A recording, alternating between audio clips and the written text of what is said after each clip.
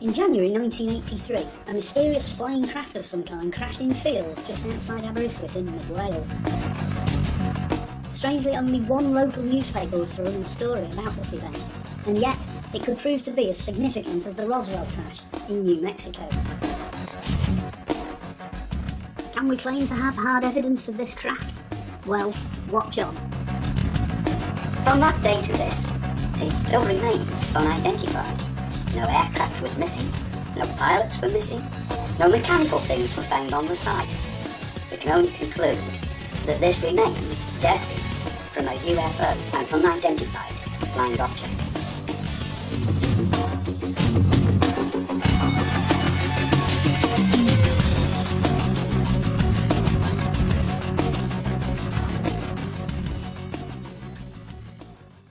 In 1983, one of the world news clipping agencies sent Gary Rowe a clipping of a crash near Aberystwyth in mid-Wales. This is the story that followed. The report in a national newspaper was headed "Strange Debris Out of the Sky," and it was from the Sunday Express, the 23rd of January 1983. It indicated that an unidentified flying object had crashed in Wales.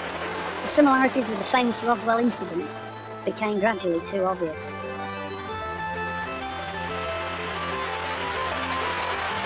Though Gary was fortunate enough to be living in North Wales at the time, nonetheless the reported incident was some considerable distance, so he contacted the farmer and obtained his permission to visit the crash site.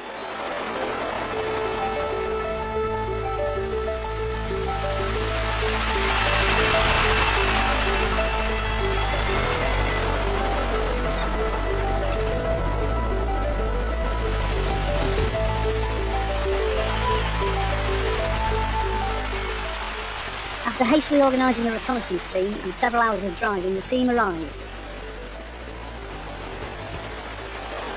As the team examined the damage, Mr. Evans recounted the entire series of events from the beginning. He began. The incident must have happened in the dead of night, as there was no sign of the debris late on the previous evening. Early the following morning, as he trudged the fields to tend his newborn lambs, he was confronted with masses of scattered debris extending over an area of 4 of his fields. He telephoned the local police station. The local police arrived, and after they had conducted a brief examination, the RAF were called in. They removed every scrap of evidence that they could find, and only one section taken away had what looked like part of a number on it. The pieces ranged in size from 1 inch to 6 feet. The men continued the search by torchlight as darkness fell. Mr. Evans described it as a scene straight from a James Bond movie. So thorough was the military clean-up operation that both metal detecting and archaeology were unable to shed any more light on the UFO crash. All of the fields and the forest had been completely cleared of all the evidence. Maybe the answer to all this rests with the civilian UFO crash recovery team who got there before the military clean-up operation. Or is this just going to turn into another story of strange noises, vanished evidence, and weird lights in the sky? It's impossible for us to be the only intelligent life. That is absolutely out of the question. I mean, you've only got to gaze out to those stars and out to that star field and realise that there are countless, millions of planets out there, any one of which could be the same as us. So there's absolutely no reason why there shouldn't be another life form that has developed further than we have. But by further, obviously, that beggars definition. It's very difficult to say what further would be. Maybe they've survived, they've changed, they've got technology we haven't got, they're using things we don't have. Maybe there is something out there in the universe we don't know about, and they've got it and we haven't. Travel in the light spectrum or something, so they're able to jump from one place to another faster than we are. So they're doing something we're not. By virtue of the fact we don't know what they're doing, that's what makes them unidentified, that's what makes them a mystery. So I'm quite willing to accept that there is actually life out there. That doesn't present a problem. But the second alternative, which I find more intriguing, and it's a lot harder to prove, there is a possibility that we are doing something now that seriously affects our future, and that those people who are out there in the future have found some way to come back. So maybe the flying saucers we're seeing are in fact time machines. They're coming back from our own future to try to influence us and change us in some way, which means that maybe we do survive and we do develop on and we do come up with new inventions and new ideas. Maybe the physics is altered in some way such that we can break through and cheat time in that way. But I think it could be one of those two possibilities. If I was a betting man, if I was going to lay odds, I would say it's either it's a civilization from another planet that's more advanced than us, or it's ourselves, or something we've created, coming back at this time because it's an important time in our history. The second one's quite appealing because I'm an archaeologist, so in a very physical sense I'm involved in time travel. I'm picking things up that were dropped by people in the past, and the possibility that something may break through from the future intrigues me. I mean, people always look for a third way, and it's a reasonable third way, okay? I know that there are things out there for which we do not have an explanation. Not just in terms of UFO debris, but in other areas as well. When you start looking at things that turn up on archaeological sites that shouldn't, which is termed alien technology, things pop up in places where they're not supposed to, at times when they're not supposed to, Sooner or later you have to accept that there are mysteries out there, which are very difficult to pin on us. It's very difficult to actually say that it's us that's doing them. And in the modern day and age, I think a lot of the books that have been produced and things, it's actually easier for people to believe that it's not us. It's easier to say, well, it must be something else. It's interesting to note here that the RAF search team at the site were unable to recognise any of the debris that belonged to any known aircraft. They also admitted to being baffled as their radar scanners had not detected the incident or anything unusual leading up to the incident. In fact, 2 weeks later, they admitted that they were still unable to confirm that it was aircraft material they had recovered, let alone offer an explanation. In their own words, an RAF spokesman said, "The debris certainly had nothing to do with us. We are examining the fragments to try to piece them together in the hope of a clue as to where it came from and what it is."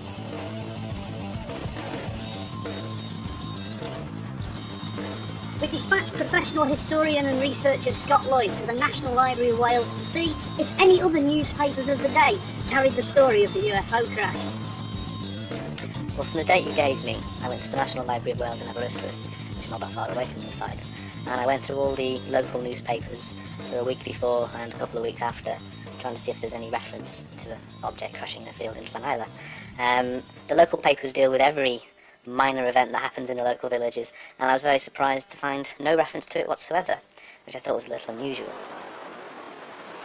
However, there was some correspondence in the Cambrian news between locals of the area discussing the fact that Hercules aircraft had been flying very low in the area, but that was the closest I could find to anything crashing. I find it very unusual that an event that could reach a national newspaper wasn't recorded in the local newspapers, and this is in English and Welsh. So there's 3 or 4 local papers I looked at. So really, I'd be interested to see what other evidence we can gather. This article here is a photocopy, so unfortunately we don't have the whole page, which would give us a definite dateline on the top. It's handwritten, the source, as the Sunday Express for the 23rd of January 1983, which is the period I looked at in the National Library. Now, we have to hope that the person who wrote this, A, got the newspaper right, and B, and probably more importantly, got the date right, otherwise I've been looking in the wrong place. Really, I'd like to continue the research by trying to contact the police in Aberystwyth to see what report they have of the incident. And also there's a reference here to the secretary of the Cardiganshire Farmers Union, so I'd also quite like to see if it's possible to speak to him. And then we can maybe narrow this down a bit more. And of course the journalist who wrote the article, an Andrew Chapman, hopefully we can get hold of him, and then maybe we can get closer to seeing why it didn't appear in any of the local newspapers.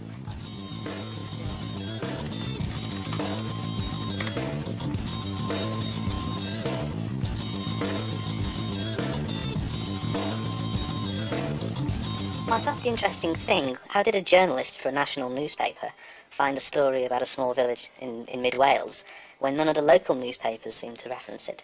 So that is quite odd. I'd like to speak to the journalist to see where he did get it from.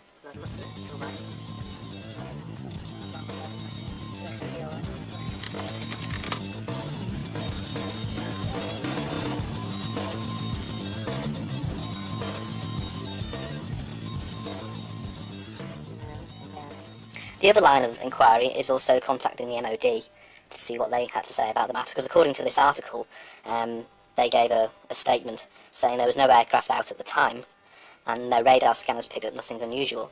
So it would be interesting to clarify that point. So I still think we have a few lines of inquiry left. It's so long since the original newspaper article appeared that its author, Andrew Chapman, has no idea what was his source material for writing that article. Furthermore, our researchers at the National Library of Wales didn't reveal any other newspaper article on the UFO crash. So once again, we've drawn a blank. The next best hope perhaps is to investigate the crash site itself. The absolute origins of the story, as Gary himself says, is this newspaper article here that says strange debris out of the sky. And it says this: it's Sunday Express, 23rd of January 1983, strange debris out of the sky. An astonishing sight greeted farmer Irwell Evans as he trudged across his fields to tend his newly born lambs. Hundreds of pieces of honeycomb metal foil were strewn over an area the size of 3 football pitches. Huge twisted alloy plates, painted green on one side, grey on the other, lay everywhere, and in a nearby copse branches had been sheared off trees. Mr. Evans telephoned the police. Soon his farm at Llanillar near Aberystwyth, Wales, was like a film set from a spy thriller. Police took away fragments of metal for analysis. A team of uniformed RAF men with plainclothes officers combed the land and nearby woods, using flashlights as darkness began to fall. And it says, baffled. Among the pile of debris taken away was an aerial and a large chunk of metal with part of a serial number on it. Everyone concerned was convinced that whatever it was that covered Mr. Evans' field had fallen out of the sky at dead of night. But after 2 weeks, the riddle still remains. Police are baffled, so too are the RAF. No one in the close-knit Welsh community heard a plane that night. Nothing unusual showed up on RAF radar scanners. Mr. Evans, 29, who farms his 260 acres single-handed, said, "Whatever tumbled from the sky broke up on impact. It must have been a fair size. Wreckage was scattered across 4 fields. Had it hit buildings, there's no doubt the devastation could have been terrific. It must have come down the night before I found it, for the area was clear in the afternoon when I checked the flock. Yet I heard nothing at all unusual. Although the pieces themselves were extremely light, they must have fallen with some force to sever branches off trees. It is all very disturbing." Mr. Emir Hughes, Secretary of Cardiganshire Farmers Union, said, "I've asked the Ministry of Defence for an explanation, but so far have had no reply. The RAF say they had no aircraft out at the time this debris must have landed, nor were there any manoeuvres. Not only that, their radar scanners picked up nothing unusual. Meanwhile, villagers are still speculating about the debris. Could it be part of a large weather balloon? No, say Aberystwyth police. Too much metal. Part of a satellite? Unlikely. Any remains would be charred. We have no explanation as yet. It's baffling." An RAF spokesman said, "The debris certainly had nothing to do with us. We are examining the fragments to try to piece them together in the hope of a clue as to where it came from and what it is." That is the only first-hand account, if you like, at the time, taken just before, presumably before the 23rd of January 1983. So the obvious thing to do is to go and speak to that reporter. It's a chap by the name of Andrew Chapman.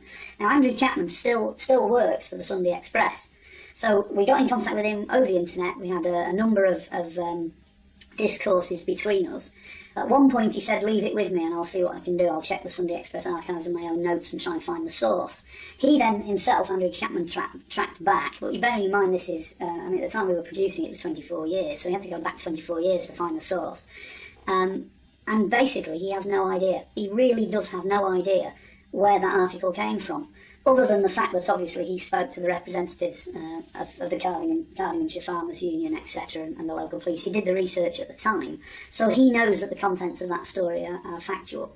But apart from that, he was quite surprised to learn that nobody else had reported it himself. So that extra bit of research just served to deepen the mystery. In fact, it's quite exciting, really, because instead of having it all laid out before us and sort of having, a beginning, a middle, and no end, the whole thrill of doing this is the fact we've got the end, but we don't have the middle or the beginning. The whole start of the story is not there. It starts from one article, one newspaper article, one investigation team that made it to the crash, one witness in the form of the farmer, one case containing debris, and that's it.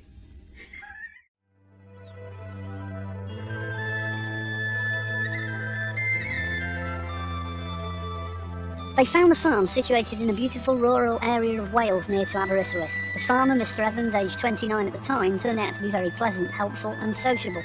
He led the team across 4 of his fields, indicating where he had earlier discovered hundreds of pieces of metallic foil and other parts of a crashed craft. He described how all the pieces had looked like shattered glass, with jagged edges. Some of the shattered and twisted plates were over 6 feet in size. The overall impression was that some large aircraft must have exploded above the area. 260-acre farm is bordered on the southwest side by a mixed wood copse owned by the Forestry Commission. As the team approached the boundary of the field and the trees, it became apparent that, whatever the flying object was, it had collided with the trees.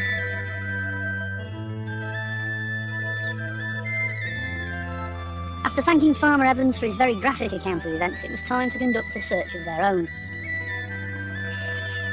That the authorities had done a pretty thorough job of cleaning the area became obvious when, after more than an hour's search, the team had failed to find a single scrap of material in any of the large fields. The team next concentrated their efforts in searching the wooded area, at first without success. It was not long before the first piece was discovered. Other finds followed as they searched high in the trees and used the damaged avenue as a rough guide to the search area.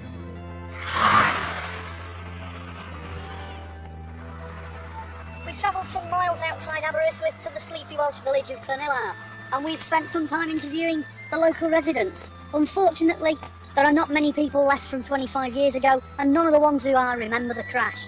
So, it looks like we've hit another dead end.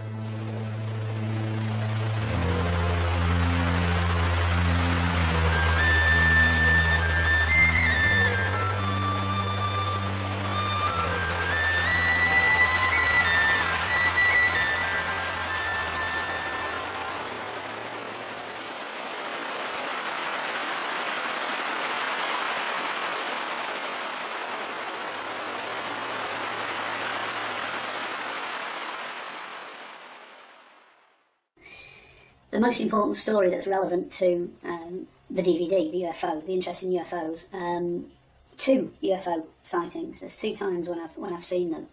One was in 1976, which is in this country the hot summer of 1976, which literally cracked the flags and baked the ground solid. And I was out camping with friends at a local farm, and we couldn't put the tent up, so we literally just threw the tent on the floor, had it as a ground sheet, slept on that. Which means that you're then out in the open under the stars, out in the countryside. There's no light pollution. It's a beautifully clear night. The heavens just went on forever. Absolutely enormous sky. And at some point in the early hours, I woke up and noticed that coming from the horizon, the distant horizon, one of the stars was moving. So you've got this star that's moving through the star field fairly slowly, and I'm watching it coming and I'm thinking aeroplane, helicopter, maybe something like that. Anyway, it keeps coming, and of course you can see the full sky overhead, and it comes till it's probably not far off central above us. And it's going at this nice, steady, slow speed like that, and then all of a sudden it goes wallop, wallop, wallop, wallop, gone. What on earth is that?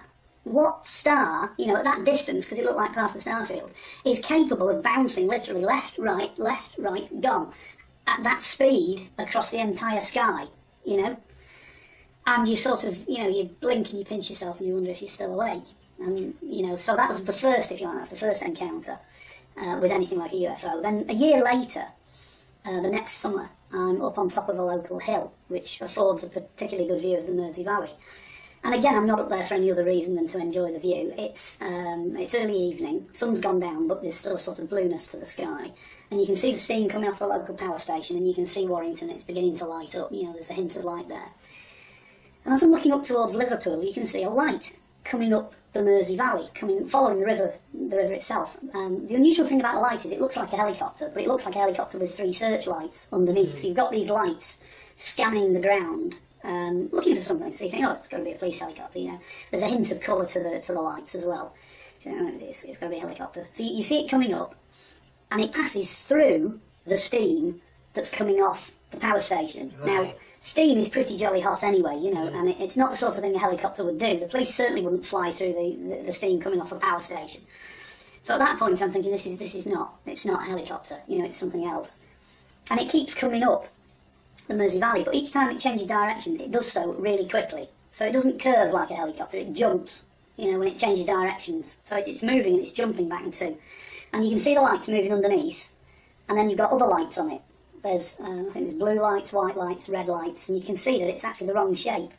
It looks exactly like something out of Close Encounters of the Third Kind, it really does. You've got that flare off the lights and everything. You can see it coming up the Mersey Valley. And as it's coming up, it almost reaches the bridge at Warrington, so you can see it's coming, very, very close to the bridge. And all of a sudden it just goes out. The whole lot, all the lights just go out completely, and you can just see a shape vanish at breakneck speed, straight up, vertically into the sky. Gone, literally, wallop, straight up. So all you saw was this blur. It looked like a black blob heading skywards, you know. But everything just went off, like someone had pulled the plug, and then it just head straight off. Now the interesting thing is, there's a book around called Mysteries of the, I think it's called Mysteries of the Mid-Mersey Valley. And on the cover it shows a lighthouse down at Hale, with a flying saucer with a light coming out from underneath. And I noted at the time the date, because I had a diary, I noted the date. I can't remember off the top of my head now what it was, but the date is the same date as Jenny Randalls, who wrote this book, included the story of this UFO doing exactly what I saw this thing do. The only difference being the witness who saw it from that end of the Mersey didn't see it disappear, because they lost sight of it before it arrived at Warrington. So independently, and we're talking probably 15 or 20 years after the incident this book comes out, independently the incident's confirmed by a second viewer. So I've seen them, I've seen these things flying, and flashes in the sky and other shapes, and I've met people who have talked extensively about encounters they've had. So yes, they're out there, I definitely know they're out there.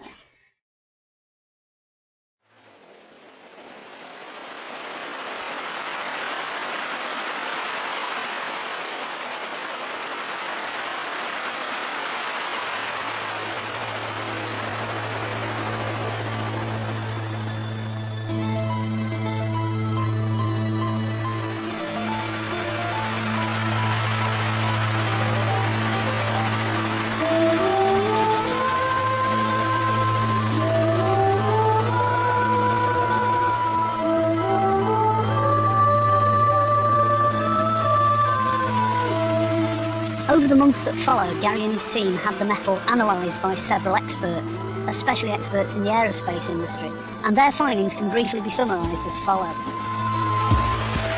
The metal is a form of duralumin which is not inconsistent with material used to build fighter aircraft, although they express surprise at the high quality of the sample.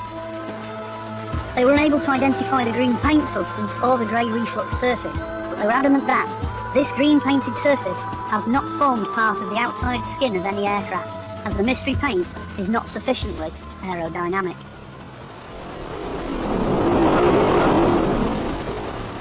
Associates in the armed forces and others in the aircraft construction industry were also asked to examine the samples and to offer an opinion. Their findings can be summarised. The only areas of an aircraft's construction that would normally require the use of honeycombed or sandwich strengtheners would be the control surfaces, i.e. the tail rudder or wing flaps. With a smile, one expert said, "There is no known aircraft that could lose that quantity of its control surfaces so as to cover several fields with metallic debris and survive. I suggest that you go back and look for something big with engines sticking upright out of the ground." The investigation team returned to the site for a second time to search for debris, but were unable to find any other scraps of the mystery foil or metallic plates. Undaunted, they made plans for a third visit, this time with more sophisticated equipment to aid their searches. However, they never made that third visit. Just before they could return, the Forestry Commission arrived and promptly set about removing the wooded copse. They said it was necessary because of wind damage.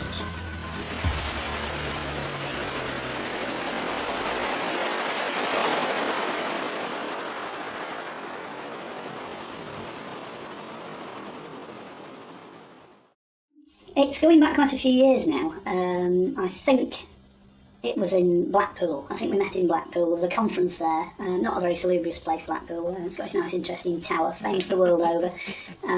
Fun fairs and casinos and things like that. And there was a conference there. It's not essentially a UFO conference. It's a conference called Probe. And it's quite appropriate because they look at world mysteries, mysteries of all different kinds, and evidence is presented there of these mysteries. So it's quite useful to stay tuned into that community. And Gary was one of the speakers, and I was a speaker at the same conference. And we were poles apart because I'm a sort of a scruffy hippie type character, and he's this older gentleman in a suit. And as soon as we got talking, we realised we had an awful lot in common. At that time, I ran a group, he ran a group. He was doing things in his life that I was doing in my life. We had the same interest in archaeology and new parts and all sorts of mysteries and what have you. So it all started over in a Chinese banqueting place in Blackpool. And what really got my attention was a bit when he said, well, I've got 4 pieces of a UFO in my garage. At which point I thought, I'm going to file that one away. And I did file it away. It took quite a few years to come back to him on that particular issue. I think it was about 5 or 6 years from us meeting. He'd had problems with people dealing with that as an issue before. I think someone had tried to produce a production of some kind, a video or DVD for him, and had gone down the flying saucer route, you know, full on, which was not really what he wanted. He wanted more of a serious programme. And so when I got to talking to him, he said, well, yeah, if you can do it seriously, then we'll seriously have a go at it. So although the production's relatively short in terms of DVD releases, the content of it took about 2 years to thoroughly investigate, and then probably another 6 months to put the final production together. Consequently, I've known Gary now for about 8 or 10 years, you know.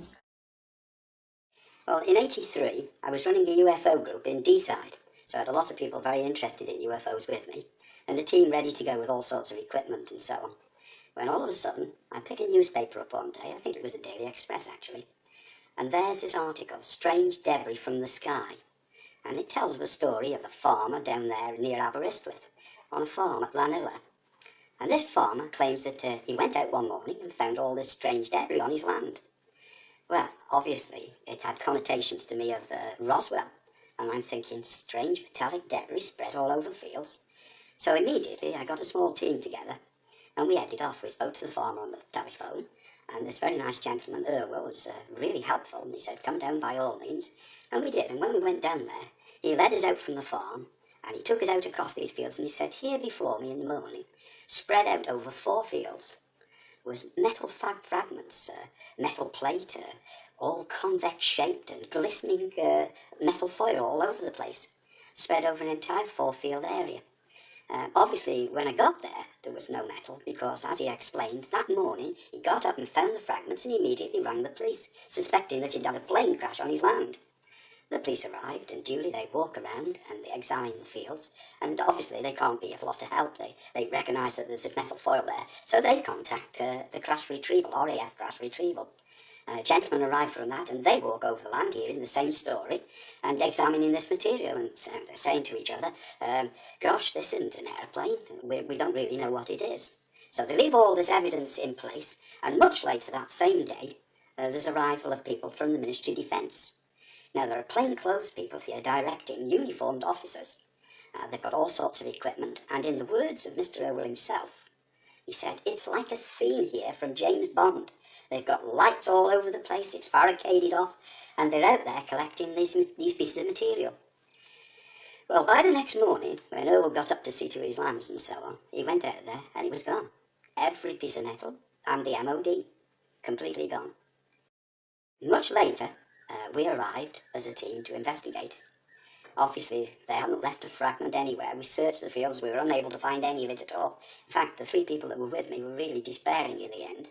You can imagine how excited we were at the chance of finding some of this debris.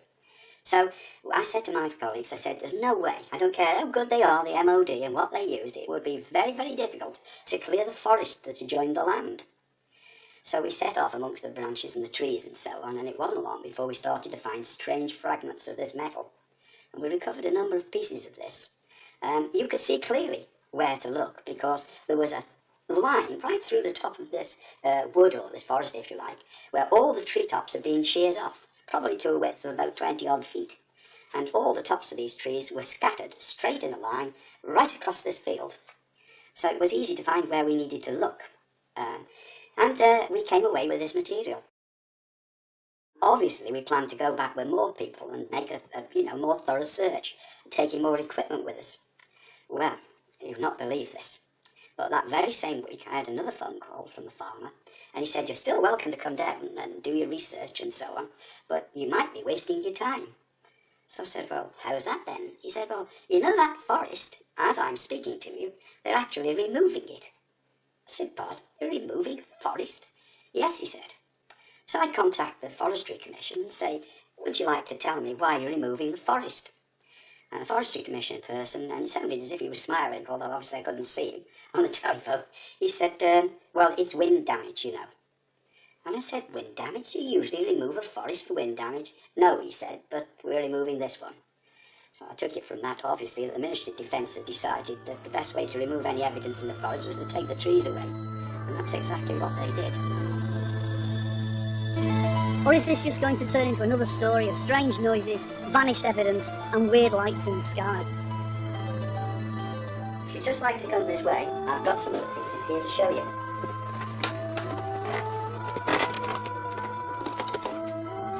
it is. As you can see, this large piece is almost like shattered glass around the edge. In fact, the only straight part of it is where we've had to cut samples for testing. On top of this grey material, this resin material, stood this sort of honeycombed metal. A sample of that in the case there that you can see, almost like tinfoil, giving it enormous strength across the outside. So if you can imagine, we've got this material sandwiched between two plates. You notice that it's all completely shattered around the edges, almost like shattered glass.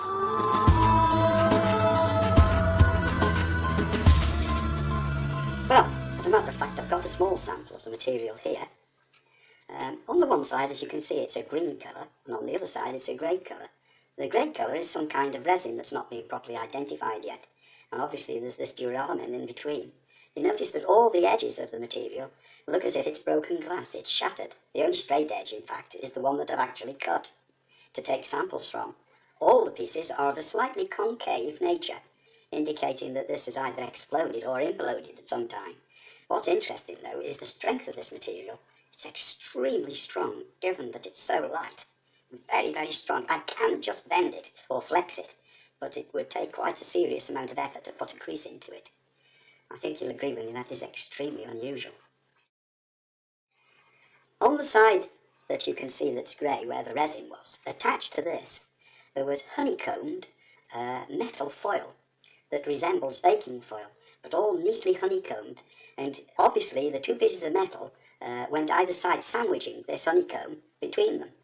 The result is, of course, extremely stronger material that can't even be crushed, and yet extremely light at the same time. Quite incredible construction, really.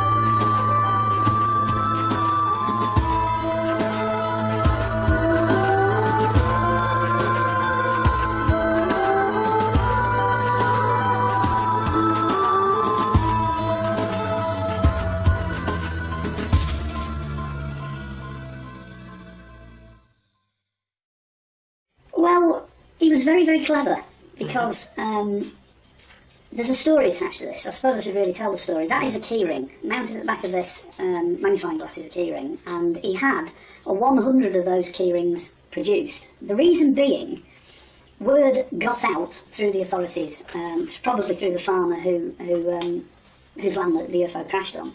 Word got out to the authorities that pieces of something had been recovered.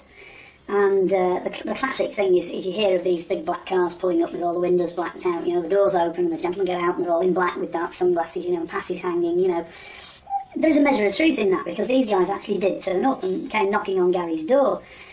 But Gary's answer was, OK, I'll do you a deal. And I thought this was incredibly clever. His answer was, I've produced 100 of these keyrings, he said, with fragments of the UFO in, and scattered them amongst people all over the UK. And the deal with the men in black was very simple. If you don't come after my pieces, I won't tell these 100 people to give their pieces to the media. And that was 25 years ago. So 25 years ago, there were 100 of these little keyrings knocking around, and of course the gentleman, the men in black, thought, okay, there's nothing we can do. The truth is out there. It's got out. You know, he's allowed these pieces out. We can't possibly get all 100 pieces back because they're scattered around people that we don't know. And they literally, in silence, got back in the car, drove off, and were never seen again. But as I said, that was 25 years ago. The atmosphere has considerably changed now in the UFO community. And I was fortunate enough to acquire one of the pieces, so there it is. I don't know if anyone can actually see that. Now, following that, obviously we were very curious with these pieces of metal that we'd recovered to find out what they were. And we were very lucky in the end to have someone who was a foremost metallurgist to take these pieces and investigate them. This person is associated with the aerospace industry and therefore had all the facilities to go ahead and do this sort of research. Well, eventually I got a report back. I must admit that most of it went clean over the top of my head. I'm not a metallurgist myself, but the gist of it is that the metal is some form of duralumin, which is not inconsistent with the kind of thing that you build fighter aircraft from, but there were strange anomalies in it that interested these people. They were talking about a strangeness to it. Its strength to volume ratio was extremely high. And also they were talking about a sort of pure alloy. Now you can get a pure alloy, I'm not quite sure, but the purity of it interested them. They were utterly convinced that they knew no one that could make this metal, and they would very much obviously like to make it themselves. They thought this was just the stuff we were going to be making airplanes out of. The result of it was that we had to settle for that information, and to this day, nothing else has occurred that would indicate it's anything other than that, although we have had separate tests done on a few occasions. It also had some kind of strange resin on one side of it. The nature of this has not been fully analysed, although we are aware of some of the chemicals that it's composed of. And I'm told that the colour, this coloration that was on one side of it, is not an aerodynamic material.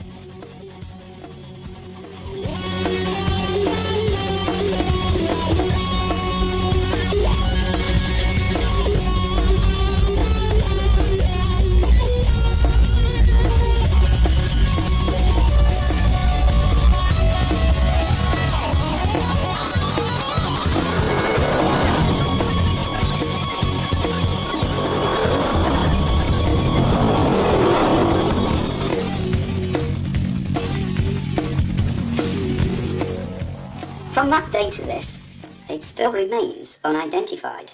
No aircraft was missing, no pilots were missing, no mechanical things were found on the site associated with. There were no rivets in the construction of any of this material, and whatever this strange thing was that flew that night over that farm, it managed to explode all this material, cover 4 fields with it, and then fly off again, undisturbed it appears. It's quite remarkable, and as this has not been identified in the last 20-odd years, we can only conclude, and this is as far as I'm happy to go, that this remains debris from a UFO, an unidentified flying object.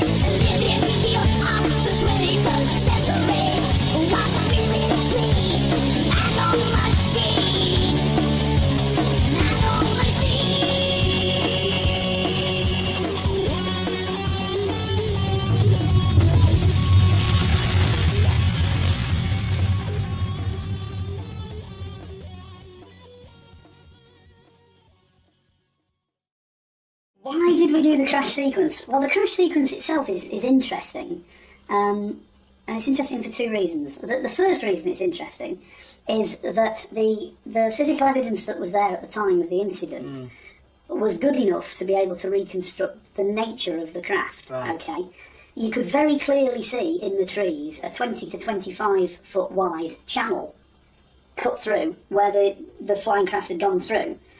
And when it had exited the forest, it had scattered the debris forward across the 4 fields. So you could easily reconstruct from that exactly what had happened. So when you see the reconstruction on the DV, you can see the craft coming down. You know, we've done that, we've fudged that a bit and made it look, you know, a bit indistinct is the word I'd use. It's very indistinct. We haven't really made a meal of that. The bit we have made a meal of course, is where the thing actually turns in trouble, swings down and then smashes through the trees, because that is